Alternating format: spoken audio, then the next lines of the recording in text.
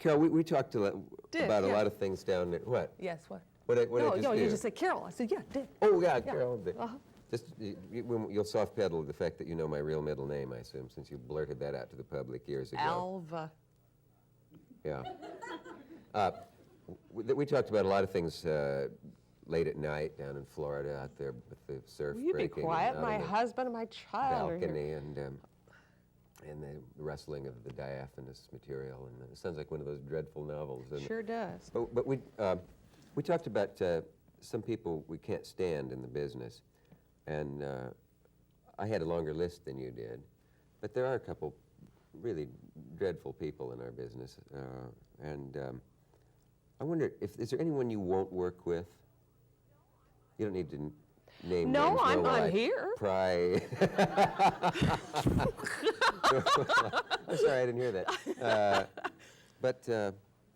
I just wondered if there are, without forcing you to give us any hints or anything, is there a performer or sort of performer that you just feel so... You ain't going to get me into uncomfortable specifics about mentioning No, I don't any want to. particular person, but there are types I will not work with. If I find out that someone I'll is settle for that way, Yeah. I won't work with them. Someone who is totally unprofessional, by that I mean temperamental, who runs in slamming the door screaming, who is late, who has no feeling for the other performers. I guess you would call it totally unprofessional, who feels that what they're doing is the most important thing in the world, and all it is show business, and it's a hoot to be in show business. And too many people take it seriously. I used to, and it's not worth it. It is fun, and it is let's pretend, and sometimes we lose the feeling of that, and we don't make it as much fun as it is. It is all just fake and phony. We start pretending when we're kids, playing dolls, going out and pretend, hey, let's pretend I'm so-and-so and you're this, and acting out movies. It's child's play. Yeah. And I guess because all the big mucky mucks in the suits have all the money, then it becomes very serious. But as a performer, I think we should just plunge in and have fun and experiment. Have you ever been in a situation where a huge star was so rotten to underlings around them that you wished you could do something but couldn't? I was one of the underlings, so I couldn't do anything at that time. Had I had more guts at the time, I would have walked off and gone back on unemployment. Yeah. Can you tell us the nature of it? Just being very rude to the extras on the set and yelling at them and making them feel yay tall. Yeah. And there's no excuse for that. That truly baffles me. I can understand somebody screaming at the costume man or the makeup man or the director out of nerves, and they often apologize afterwards and so on. But there are one or two swinish louts in our business who are well known for being cruel to people who are helpless and saying, you call that a take, or well, you see, who booked the amateur? Come on, forget it. Let somebody else do it who can do it. Get why, it out of here. why are we talking about people that. like this? Because, see, we're wasting I don't positive energy. What that is. Well, forget it. Don't try to understand it. When That's their problem.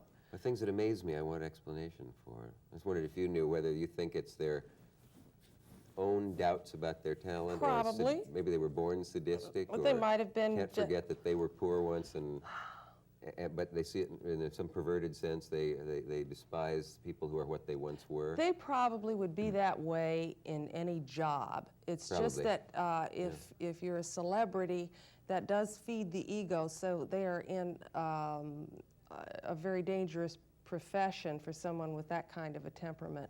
And they do take it could be insecure. I mean, they could be a plumber or a shoe salesman or anything and still be a stinker. But unfortunately, when you're a stinker and you're in show business and you're, say, a star, that's awful, because it is a total ego-feeding business. But it can sure be taken away as quickly as you got it. I mean, it's the old cliche. You meet them going up and you meet them coming down. That one is true. The bigger they are, the nicer they are is not true. No, not necessarily. Yeah. We've sort of slid off both Friendly Fire and that clip that we saw. And do you feel you're in transition stage now, or that you have made a transition? Because it seems to me that you have successfully passed second base or third base toward home in the sense that you're established now, I think, as a major film actress because of. I would just like to keep on trucking. I don't think. See, what happens is you get categorized. It's certainly natural for me to be categorized. For 11 years on our show and 4 years on the Gary Moore show and doing musical comedy and so forth, you are pigeonholed. Yeah. I never pigeonholed myself. I just was lucky and got jobs. And the jobs happened to be in comedy and in music. I always felt that I wanted to be a well-rounded performer. And I like the whole British attitude of doing everything. People go, well, now I'm in film. I wouldn't deign to do television. That's silly. You should go where the roles are. You know, where I've said this before. They're not. It's in somebody's living room. It's where you can grow and learn and stretch and stick your neck out. The unfortunate thing, I think, in American show business is that people aren't allowed to make mistakes too much. That's right.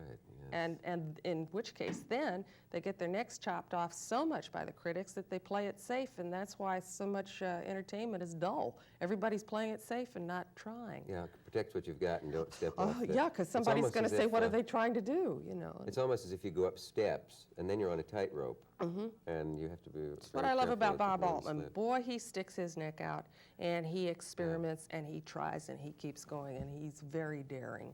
And I love him. He gets on to the next thing, and if people say, "Don't, you're silly to try that," he goes ahead anyway. He does it anyway. And you do that too. I'm sure there were plenty of people who said, "Carol, I know I can understand you wanting to do a serious part, but I mean, really, there's a scene in which you're going to have to find out your son has been killed in this thing, and you know, people are going to expect a pie to come off that you've been hit with pies that often. You know what I mean?" That was so moving the way you did that scene. You didn't seem to do very much at all. Is there any way you can tell us how you were guiding yourself from within when the man came to you and gave the news that your son had been killed in the war? Actually, in that, the scene does it. Because you don't have to do a whole lot. Almost because let it. The scene is there. And to overdo something like that would be, I think, a mistake. Could you tell in any detail what you disliked about yourself when you, in one film you said you didn't care for? Was it too broad for you? Did you? I just didn't know what I was doing. I had no idea, and I was flailing about, and just, you know, I just stunk. Stunk? Yeah, stink, stank, stunk.